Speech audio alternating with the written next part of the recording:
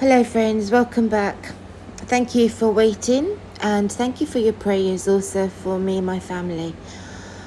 I'd like to prepare a message to publish as a premiere later this week, possibly Friday or Saturday, so please keep a lookout for that. I want to talk today about Turkey and Saudi Arabia, which I consider very important regards to Bible prophecy in the end times. Okay, let me just share a couple of news tidbits with you, and I'll end with a news clip from TRT World that was published earlier today. I think something huge is taking place here right now. Saudi Arabia is considered a critical partner for the US in expanding Abraham Accords. If Saudi Arabia jumps in and becomes signatory to these Abraham Accords, that's going to be a big game changer, and I believe we are headed in that direction, friends. Secretary of State detailed Washington's efforts to recalibrate its relationship with Saudi Arabia.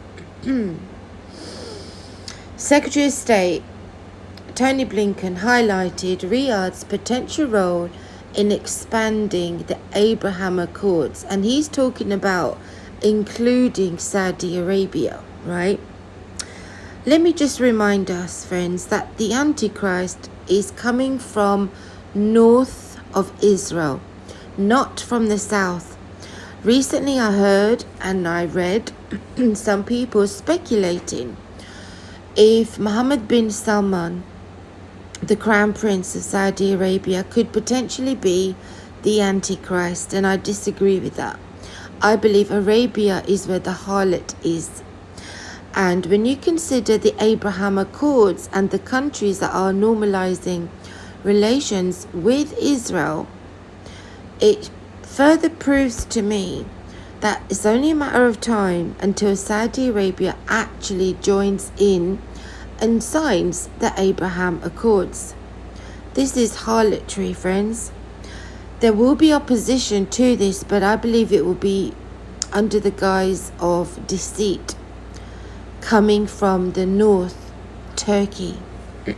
I will leave this description or this link in the description afterward. This is where I want to focus on in this short update today. Saudi Crown Prince visits Turkey for the first time since Khashoggi murder. Saudi Crown Prince Erdogan to meet in Turkey with full normalization in sight. This is huge, friends. Biden effort to rehabilitate US-Saudi relations likely to include normalization with Israel. So you're hearing this over these news outlets right now. Let me just say something about this and my understanding of it. And so far, if you've been watching my messages up until today, you understand where I'm coming from. Israel is now a part, friends, of a regional military partnership to form a united front against threats from Iran with the Arabs. This new initiative, called the Middle East Air Defense Alliance, was designed to counter the threats from Iranian missiles and rockets, right? What kick-started this Israeli-Arab military partnership is actually the Abraham Accords back in 2020. So this is proving how serious the Iranian threat is taken by the Israelis and the Arabs. Where the Abraham Accords seemed to be symbolic is now becoming a solidified substance that means business. This is what is uniting Israel and the Arabs. The united effort against Iran. Iranian aggression is now a more pressing concern, friends, for some Arab leaders than the Israeli occupation. I quote, that's what they call it, the Israeli occupation of West Bank. but it's the containment, the threat that's coming out of Iran, which is at #1 priority right now. Countering or containing Iran is now #1 priority, while the Israeli-Palestinian issue takes the back seat for now. Most Arab countries have refused to normalize relations with Israel. That was before 2020. Since the Abraham Accords have been in place, they're all jumping on board with this initiative, friends. Because over time and gradually, actually, the economic opportunities and military benefits, together with the full ties of normalization with Israel, is ending that status quo conflict as a priority. Is it possible that in the future we will see Turkey, Pakistan, Afghanistan, and eventually Iran join in the Abraham Accords? The New York Post reports the US and Israel are building an air defense coalition in the Middle East that has already thwarted attacks by Iran. They're working together, friends. Things are moving speedily. Let me just show you if I can bring that up. Here we go. The map. When we go to this map, just take a look. In my previous messages, I was aiming to show you the military strategy of Gog and Magog, Sudan, Somalia, Turkey's influence in those regions, the island, the Sawakin Islands, just over the coast of Sudan, strategically positioned at the Red Sea. Across is Arabia. Right. Now, the question is, what will become of the situation with the Arab nations, including Turkey's stance and Azerbaijan with Iran? That remains to be seen as we watch the events unfold. But let us be clear, the beast is coming from the north, not from the south. So that disqualifies the Prince of Arabia being a candidate for the Antichrist, okay?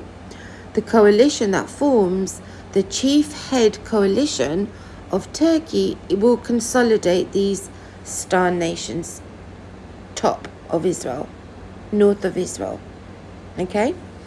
Let me share with you this clip now. Let's go back to this, which was published earlier today. Saudi Crown Prince to land in Turkey. Huge step between these two leaders, friends.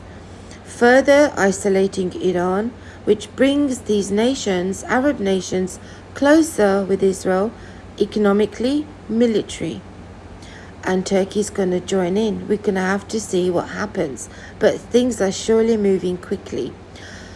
Like I said, this was a short update. I will be back later this week for a longer, loaded, information-wise, packed video. So please keep a lookout. Please remember to leave a comment, a like, and share my message. Thank you, friends. Ankara is hosting Mohammed bin Salman, the Saudi crown prince, after Turkish President Recep Tayyip Erdogan's trip to Jeddah in April. We will have the opportunity to explore new ways to carry Turkish-Saudi relations further and to greater new levels. The delegations have already arrived beforehand, and on Wednesday the Crown Prince will arrive. Ties between the two countries were tense for some years, but the Saudi Crown Prince shared messages of unity even at the height of those tensions. There is no doubt that cooperation between the Turkish and Saudi governments is exceptional. We know that many are trying to take advantage of this unfortunate circumstance to create division between Turkey and the Kingdom of Saudi Arabia. I want to send them a message from this podium. They will never be able to do that as long as there is a king named Salman bin Abdul Aziz and an heir to the throne named Mohammed bin Salman in Saudi and a president in Turkey named Erdogan. Repercussions of the tensions, however, could be seen in the economic ties between the two countries. Trade fell by 15% in 2020 and 19% in 2021. Trade volumes were less in the first quarter of 2022 than previous years, but have been increasing each month. Turkey and Saudi Arabia are expected to reach new agreements in trade, tourism, construction, and defense. Mohammed bin Salman is visiting as Turkey is working on improving its relations with other strategic regional partners such as the UAE and Bahrain. Rümeysa Kalın Karabulut, TRT World, Ankara.